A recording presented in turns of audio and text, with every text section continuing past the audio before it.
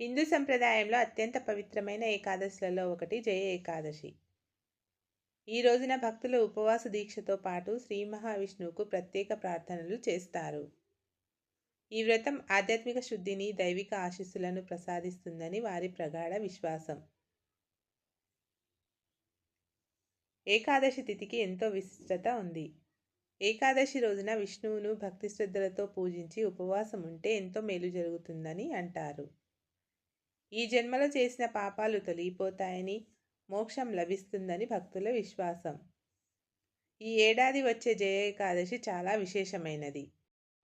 ఏకాదశి తిథి ప్రారంభం జనవరి 28, 2026 బుధవారం సాయంత్రం 4:30 ప్రారంభమై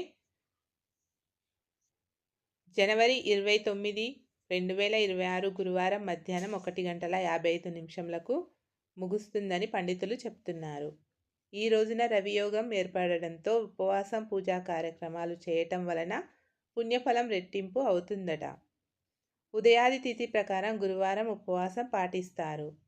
ఉపవాస దీక్షను ముగించే పారణ శుభ గడియలు 30వ తేదీ శుక్రవారం ఉదయం 7:10 నుండి 9:20 మధ్య వస్తాయి. ఈ పవిత్రమైన రోజున లక్ష్మీనారాయణులను భక్తితో పూజిస్తే ఏళ్లనాటి ధైన్యస్థితి తొలగిపోయి అష్టైశ్వర్యాలు సిద్ధిస్తాయని పండితులు చెప్తున్నారు. పాటించాల్సిన నియమాలు. ఈ రోజున భక్తులు సాధారణంగా తెల్లవారుజామున నిద్రలేచి స్నానం చేసి ప్రార్థనలతో ఉపవాసం ప్రారంభించాలి.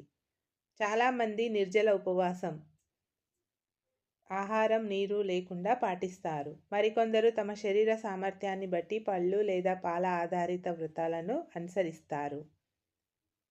ఇళ్లలో, దేవాలయాల్లో విష్ణు పూజలు, పవిత్ర గ్రంథాల పారాయణం, ఓం నమో భగవతే వాసుదేవాయ వంటి మంత్రాల జపాలు, జయ ఏకాదశి వ్రతకథ శ్రవణం జరుగుతాయి. జయ ఏకాదశి వ్రతాన్ని ఆచరిస్తే బ్రహ్మహత్య, పాతకం వంటి పాపాలు నశించిపోతాయట. ఈరోజు పూజా కార్యక్రమాలు చేస్తే పితృదేవతలకు శాంతి లభిస్తుంది. వారి ఆశీస్సులు కుటుంబంపై ఉంటాయని భక్తుల విశ్వాసం. ఉపవాసం ఉండే రోజు మాత్రమే కాదు. జయ ఏకాదశి కేవలం ఉపవాసం ఉండే రోజు మాత్రమే కాదు. ప్రతి ఒక్కరికి ఉండాల్సిన ఆధ్యాత్మిక స్పృహ, భక్తి ప్రవర్తులు, ధార్మిక భావాలను గుర్తు చేసే ఓ విశేష సందర్భం. భగవంతునిపై విశ్వాసం, జీవితంలో క్రమశిక్షణ వంటివి అలవర్చుకోవడానికి ఇటువంటి సందర్భాలు ఎంతగానో ఉపకరిస్తాయి. నియమనిష్టలతో వ్రతాలను ఆచరించడం ద్వారా భక్తులు సామరస్యం, శ్రేయస్సు, దైవిక రక్షణ ఏర్పడుతుంది. మనశ్శాంతి లభిస్తుంది. ఈ ఏకాదశి తిథి రోజున 12 రాశుల వారు వారి వారి రాశి ప్రకారం ఎలాంటి పరిహారాలు పాటించాలో తెలుసుకుందాం. 12 రాశుల వారు పాటించాల్సిన పరిహారాలు. మేషరాశి. మేషరాశి వారు జయ ఏకాదశి రోజున శ్రీ మహావిష్ణువుకు పసుపు, చందనం, బెల్లం సమర్పించాలి. వృషభ రాశి. ఈ రాశి వారు జయ ఏకాదశి రోజున లక్ష్మీనారాయణునికి క్షీరన్నం నైవేద్యంగా సమర్పించాలి. మిథున రాశి. మిథున రాశి వారు జయ ఏకాదశి రోజున విష్ణు సహస్రనామం పారాయణం చేయటం, పశువులకు పచ్చగడ్డి మేతగా వేయాలి. కర్కాటక రాశి.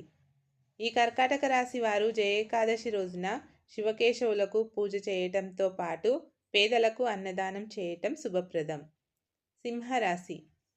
సింహరాశి వారు జయ ఏకాదశి రోజున శ్రీ మహావిష్ణువుకు బెల్లం నైవేద్యంగా సమర్పించి ఎర్రటి పూలతో పూజించాలి. కన్యారాశి. కన్యారాశి వారు జయ ఏకాదశి రోజున శ్రీ మహావిష్ణువుకు తులసి దళాలు, పసుపు రంగు పళ్ళు నైవేద్యంగా సమర్పించాలి. తులారాశి. ఈ తులారాశి వారు జయ ఏకాదశి రోజున లక్ష్మీదేవికి పసుపు బట్టలు, గాజులు సమర్పించి పూజలు చేయాలి. వృశ్చిక రాశి. ఈ వృశ్చిక రాశి వారు జయ ఏకాదశి రోజున శ్రీ మహావిష్ణువును పూజించి సుందరాకాండ పారాయణం చేయడం శుభప్రదం. ధనస్సు రాశి. ఈ ధనస్సు రాశి వారు జయ ఏకాదశి రోజున విష్ణుమూర్తికి మిఠాయిలు నైవేద్యంగా సమర్పించి పూజించాలి. సత్యనారాయణ కథ చదవడం కూడా ఎంతో మంచిది. మకర రాశి. ఈ మకర రాశి వారు జయ ఏకాదశి రోజున శ్రీమన్నారాయణ్ణి పూజించి పేదలకు దుప్పట్లు, అన్నదానం చేయటం అత్యంత శుభప్రదం. కుంభరాశి. ఈ కుంభరాశి వారు జయ ఏకాదశి రోజున శ్రీ మహావిష్ణువుకు పసుపు, పాలు సమర్పించాలి. అలాగే ఓం నమో నారాయణాయ అనే మంత్రాన్ని పఠించాలి. మీనరాశి. మీనరాశి వారు జయ ఏకాదశి రోజున శ్రీ మహావిష్ణువుకు పసుపు వస్త్రాలు, పసుపు రంగు పుష్పాలతో పూజించాలి. ఓం నమో నారాయణాయ.